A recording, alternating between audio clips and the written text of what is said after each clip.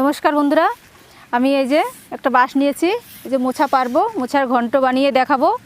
আর মোছা তো সবারই বাঙালিদের আমাদের খুব পছন্দ, তাই আমি কিভাবে মোছাটা ঘন্ট বানাবো দেখবেন। আসুন তাহলে মোছা কেটে নিচ্ছি।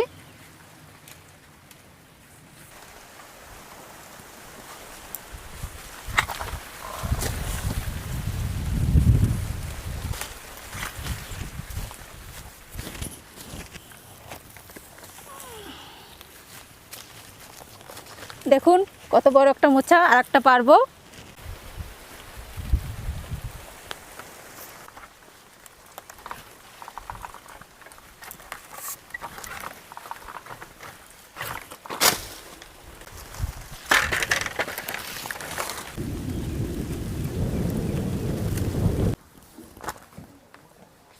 মোছা পেরে রান্নাঘরে চলে এসেছি, এবার মোছাটা কেটে নেব। আসুন তাহলে।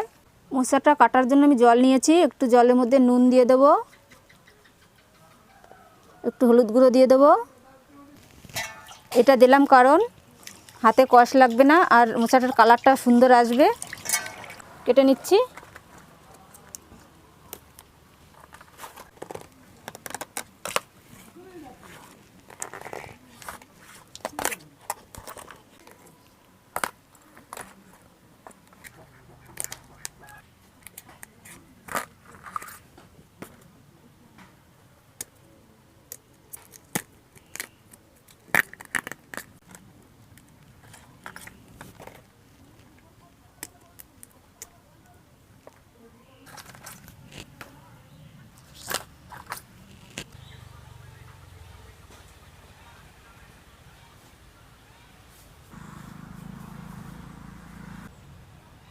বন্ধুরা, আমার মোচার খোসাটা ছাড়িয়ে নিয়েছি। দেখুন, মনে হচ্ছে একটা ফুলের টব, কত সুন্দর দেখা যাচ্ছে।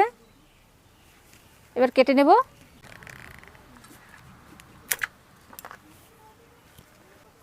মোচার এটা ফেলে দিতে হয়। মোচা খুব উপকারী জিনিস, যেভাবে খাবেন তাইতেই উপকার হবে। মোচার ঘন্ট বানালে তো ব্যাস, আর কিছু লাগবে না, সবাই দেখবেন হাত চেটে পুটে খাবে।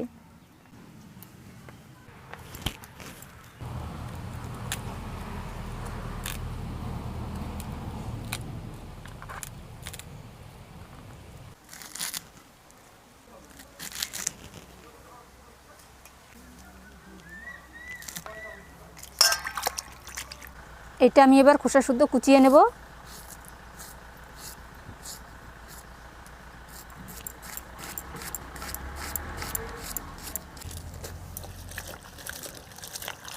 মোচাটা কাটা হয়ে গেছে, এবার আলু কেটে নিচ্ছি।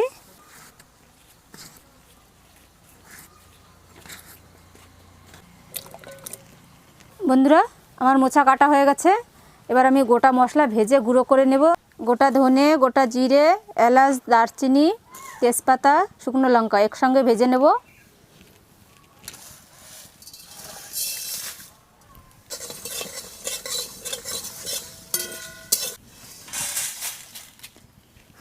গোটা মশলা ভাজা হয়ে গেছে, এবার মোচাটা আমি একটু গরম জলে সিদ্ধ করে নেব।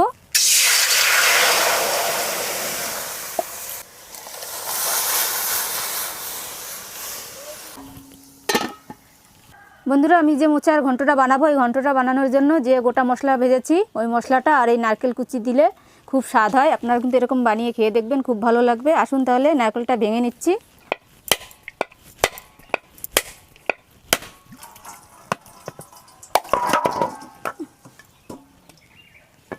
নারকেলটা কত পুর দেখুন ভিতরে।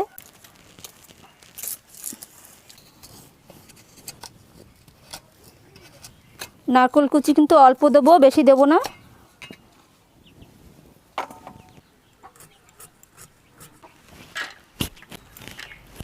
মোচাটা হালকা সিদ্ধ হয়ে গেছে, তুলে নেব এবার।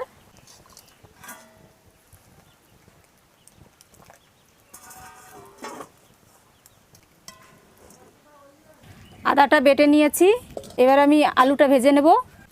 তেল, আলু, নুন, হলুদ গুঁড়ো। এবার ভালো করে আলুটা ভেজে নেব।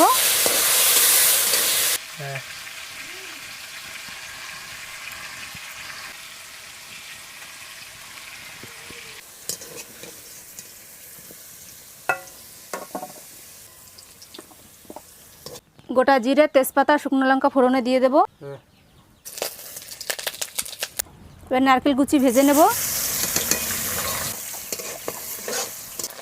এবার আদা বাটা দিয়ে দেবো।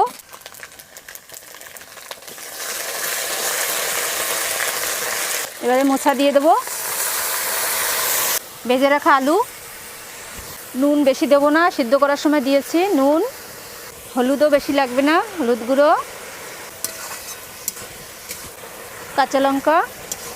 আমার মোচার ঘন্টটা হয়ে গেছে। এই যে গোটা মশলা গুঁড়ো করে রেখেছি, এটা দিয়ে একটু নেড়েচেড়ে নামিয়ে নেব। আর আমার ভিডিওটা যদি আপনাদের ভালো লেগে থাকে লাইক, শেয়ার আর সাবস্ক্রাইব করতে ভুলবেন না।